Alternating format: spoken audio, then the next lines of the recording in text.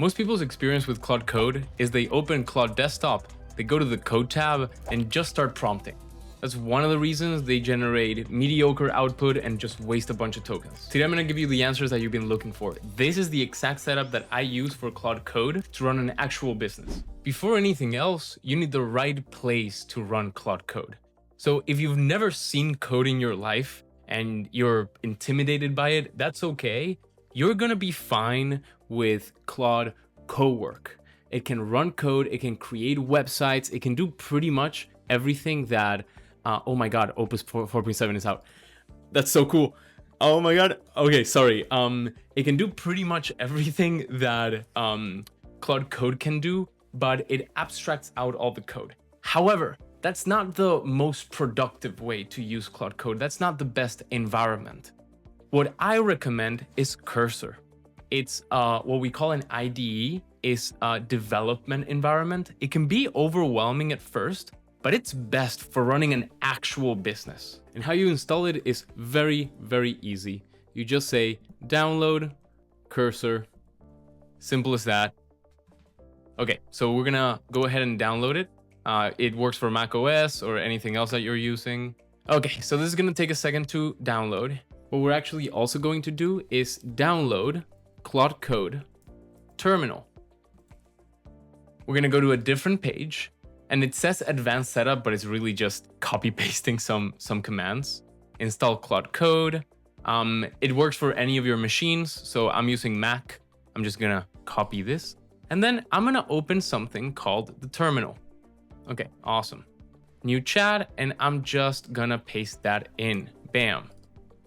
So it's gonna go ahead and install Claude. I already have it installed, so I'm gonna quit this. This is Cursor. This is where I manage all of my projects. I'm gonna create one now. So I'm gonna say new folder, new project demo. Okay. And what's gonna happen is, so what you're gonna see is on the right side, some agents. You can ignore that by just toggling agents. We care about Claude Code. And you find Claude Code in this little Tetris block. Those are the extensions.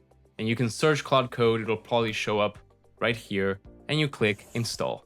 Awesome. Once you do that, you can come to the three dots on the top right and click on Claude Code open. However, most people would come in here and just start saying, hey, I want to build this project. That's not quite the right way to do it. That's where we go into step number 2. This CLAUDE.md. You've heard of system prompts. A CLAUDE.md is simply a system prompt that we create at the beginning of a project where we explain, hey, this is our ultimate objective. We might not be there now, but this is what we're trying to achieve. You will help me get there. So we're gonna share any files that are relevant, right? We're gonna go to Cursor. We might open up our Finder and we see some documents that are relevant. So I got this really cool HTML generator, which is the presentation that you're looking at now from AI Jack. Shout out to Jack. So we're gonna copy this folder. And now there's actually stuff in this project. This is how I like managing all of my projects because I can see inside. With the normal Claude desktop, you can't really see inside. How do we create this system prompt, this Claude.md? Is run /init. / invokes these skills that you've probably heard of before. And a skill is simply a way to do something that Claude already knows how to do. For example, this HTML generator has a skill right here. And I can run the skill by saying / amplify HTML presenter, right? That's a way to use a skill.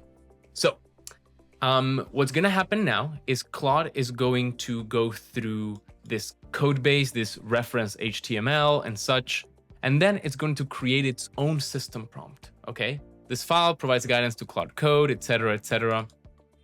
I would share some objectives, right? Here are my objectives integrated into the Claude.md. And what's important here is that every time I open up a new conversation, now this conversation in the background is going to have this whole system prompt. So I don't have to tell Claude again what this project is about. That's why we That's why I really like using Cursor, because everything is kind of self-contained. Lovely. So let's move on to advice number 3, which is bypassing permissions. It's kind of annoying every time Claude has to ask you, hey, can I modify this file? Can I add this file? So how we do that is right here, plan mode, bypass permissions. But when you install Claude Code or Cursor, you won't have that by default. So we're gonna go to that Claude Code extension, and we're gonna click on the gear inside of the extension.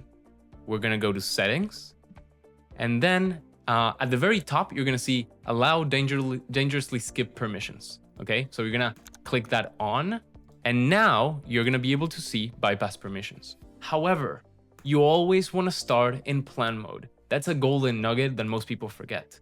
You don't want Claude to start coding right away. You want it to gather context and ask you questions. And that just by itself is incredible value for you. Always start in plan mode. Okay, great. Everything's gonna be much smoother. Just talked about plan mode. So what's important is Claude might have a system prompt that it loads every time at the start of the conversation. However, it doesn't know your whole code base. With plan mode, it's encouraged to go explore, to go understand, and put context on the request that you have. Hey, now I want to build a dashboard for my client. Great. Normal Claude Code in the desktop will just start working on it, and it won't really be what you wanted. It'll be 70-80% of what you wanted. Plan mode is critical. Next, MCP servers. This has been a massive unlock for me for my workflows.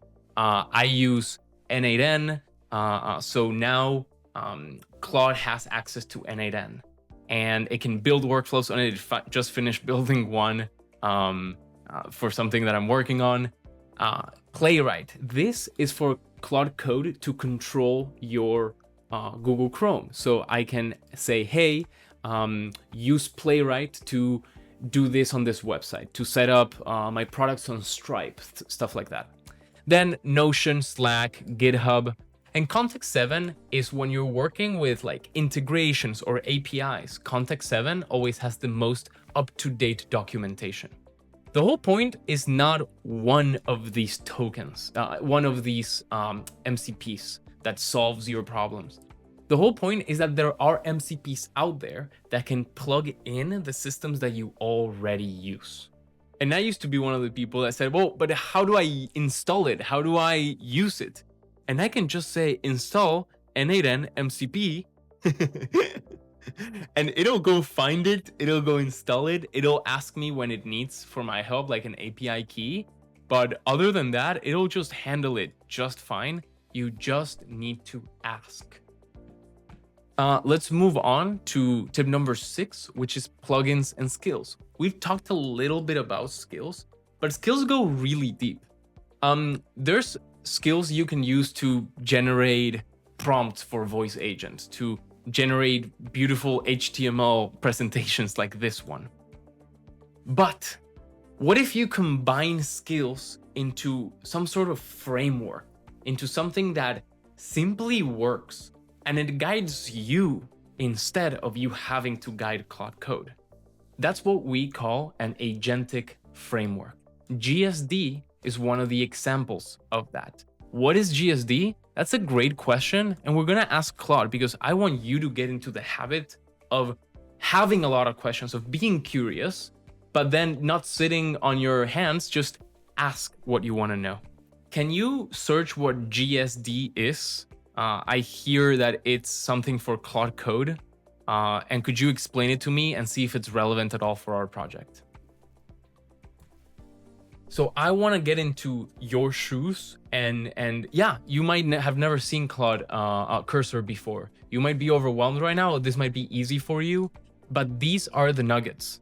The asking question, the curiosity, that's where the value for you comes from. We're going to come back to this once it did the research. For now, let's move on to what's plugins, okay? So in the bottom left, you're going to see the slash. I'm going to make this a little bigger so you can see better. You're going to see the slash, and then we're going to go down to, I'm going to go through each of these later, but I want you to go down to manage plugins. Plugins are essentially things that plug in automatically. And 3 that I use is the Claude Plugins Official, which essentially helps me find plugins. The Oh My Claude, that helps with research, with guiding the agents towards executing work better, and then debugging. You can go learn about it. I'll leave these links below. And then the UI UX Pro Max skill helps really create good design for websites, for things that are more client facing or user facing. So highly recommend that you get into plugins, but try not to get overwhelmed because there are so many different options. The whole point is, what are you working on? What are your objectives? So what I want to make clear for you is this project, this GSD, it's called Get Shit Done. And it essentially creates a process. Leveraging skills, remember those with the slashes, leveraging skills, you can create a new project, discuss what the different phases should be of that project. See, you really want to use Cursor when you have something real to work on, not a demo for something. For that, you can use Cowork or Claude Code on desktop. This is when you're really ready to take things to the next level and really put some seriousness into this. And I do want to show you how dedicated I am to making sure that you can thrive. I completely maxed out my sessions. I have a Max 20x. I have 2 Max 20x subscriptions. I'm using extra usage and running this on extra usage because it's really important for me to get this across to you. The best thing that you can do in return is like and subscribe because it really helps us show it to other people. If there are questions that you have, please put it in the comments. I'll answer every single comment, and my objective is to see you grow. Okay, I'm gonna keep going here. Section 7 is token management. When you have a max subscription on Claude Code, which I recommend, there's a $100 one, there's a $200 one. You can go with a $100 one. If you're using Cursor, I do recommend that you dig into the max subscription. Why? Part of it is token management and part of it is quality. The max subscription is going to really allow you to use the best model out there, 4.6, and 4.7 just came out. Look at that. So you will have also 1 million context window, so you can really work further than you would up until now, or with a lower subscription. Why? Because of that context window. 1 million tokens, it used to be 250,000 tokens. And then that makes it so the conversations get compacted and token and quality gets lost. So although that compacting helps with token management, it loses quality. That's something you can play with. It's a little maybe more advanced of your discernment of when to use it. But if you're really token conscious, go ahead and use Sonnet with 250,000 context window. But you're giving up a lot of quality. I really recommend that you stick with Opus 1 million. And one of the things I learned for token management is sometimes you can do a little bit of work to save a lot of Claude Code work, a lot of Claude tokens. You can go get the API yourself instead of asking Claude to open up your Chrome, log in, and go find that API. That depends on how token conscious you are. And then GitHub. This is a fun one. If you don't have a GitHub account, you don't really need to do much at all other than just sign up. Then after that, you can ask Claude, hey, can you connect my GitHub to this project? And it will know what to do. There's some stuff that it will do automatically, some stuff that it'll guide you on what to do. The whole point is that this is a collaboration. This is your co-founder. And when starting out a project, or if you have already an ongoing project, you really want to make sure you're using the right tools, the right frameworks. So what I've created is something that really helps you launch, say, an agency, be it marketing agency, AI agency, voice AI agency, that leverages GSD in order to make your life easier. You can build for clients. You can find clients to sell to. That all the outreach, the sending messages, ideating, all of it is handled by this one project. I'll leave the link for you below. This is how to make Claude Code your agency co-founder.